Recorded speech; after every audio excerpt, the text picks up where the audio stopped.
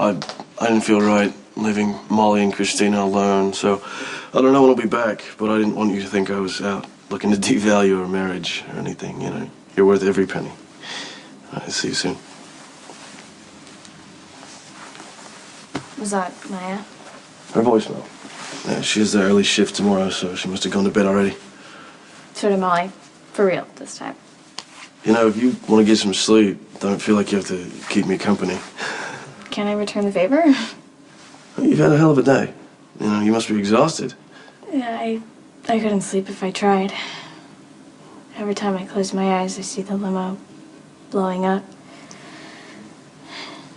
I just can't get the pictures out of my head. It's not exactly the stuff sweet dreams are made of, eh? Not even close.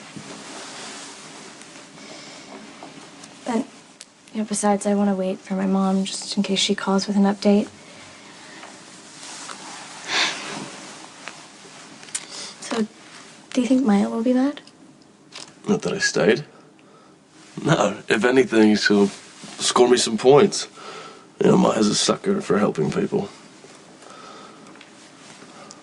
I wish there was something that I could do to help my dad find Brenda. Today was supposed to be one of the happiest moments of their lives. And now, he's just worried that I'll never see her again. I still don't know how it happened. You know, how Sam ended up in the limo instead of Brenda. Hey, try not to think about it, okay? Just focus on the positives. I mean, Sam miraculously survived a car bomb. And Brenda's out there somewhere, alive. Okay? I know this sounds really selfish, but I could use Sam's advice right now. I'm a pretty good listener. Maybe I can help. Well, that's the problem. I need advice about you. Looking for advice from your sister on how to beat a con at her own game? Because I can help you with that. There are dozens of ways to cheat at poker. I mean, you already caught me dealing from the bottom of the deck. So let's move on to something more advanced. How about shifting the cut? I don't know what I would have done without you tonight. You've been amazing. I doubt that's the word Dante would use when he finds out that I've spent the night teaching his little sister how to rig a table. I'm serious. You kept me from completely losing it over Sam. And it even got me smiling again, which, after tonight, I didn't think was possible. I don't know what to think anymore. You remember that guy that I told you about? Taylor?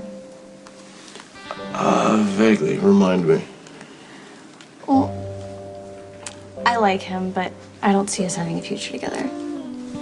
He got into Brown, and I'm waitlisted at Yale. And even if we tried to stay together, it wouldn't last. Long-distance relationships never do. And not that Providence is that far from New Haven, but you know what I mean. This is high school. People change. You know, that's a good way to look at it. I mean, you're way too young to have something serious. I know that I'm young, but I'm serious about you. Okay, I've officially gone from being selfish to the worst person in the world. You know, my stepmother's missing, my sister could have died, and my dad is going out of his mind with worry, and here I am talking about how wonderful you are. Okay, first of all, you're definitely not the worst person in the world. Okay, I think that title goes to Theo. And what you're feeling right now is called shock. Okay, you've been through a traumatic event. It's only natural to be on emotional overload. So you give it a few days, everything will be much clearer. I don't think a few days is going to change how great I think you are. No, that's been clear for a while. You know, when things got bad with Kiefer and I blamed you for hurting me, you didn't hold a grudge. Most guys would have. Instead, you stayed my friend and forgave me. I don't think you realize how much that meant to me. How much you mean to me. Look, Kristina, I'm flattered. Okay, I mean you're an incredible girl. You know, you're smart, you're beautiful. But I'm a married man now. You know, I may cheat at cards, but never on women. Maya deserves better than that. So do you. Okay, so it's just friends. Sure. I mean, I know that you're just with Maya for the money, so I can wait.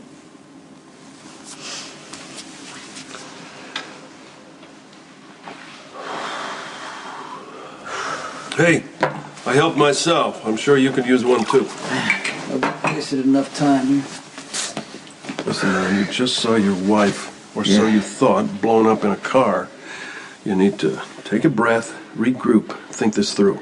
Brenda's alive. I want to keep her that way. I understand, but you got to take some time to make sure you're making the smartest move. I had a lead. A guy named Sean Butler. Theo brought him in to work as a security consultant at Diane's firm, and I added him to the list as security at my wedding. Someone on the inside who wouldn't raise suspicion. Jason made the connection that Theo was the Balkan, and he tried to use this Sean guy to flush him out. So, this guy diverts Jason, and Sam is switched for Brenda. Now she can be anywhere. I can't even question this guy. Dead? He would be if my kids didn't walk in.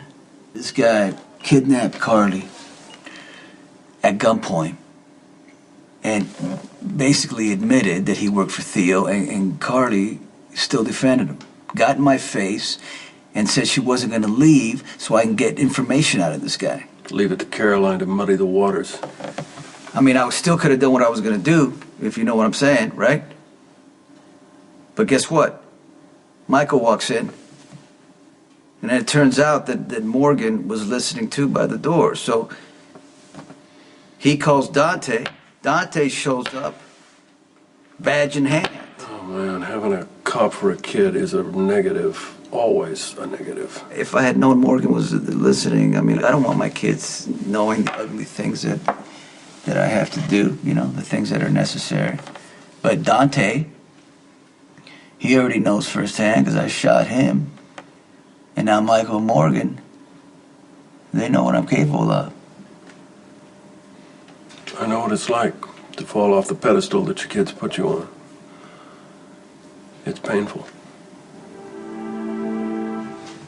Hey. It's okay. Kristina, you're okay. Nobody's gonna hurt you, all right?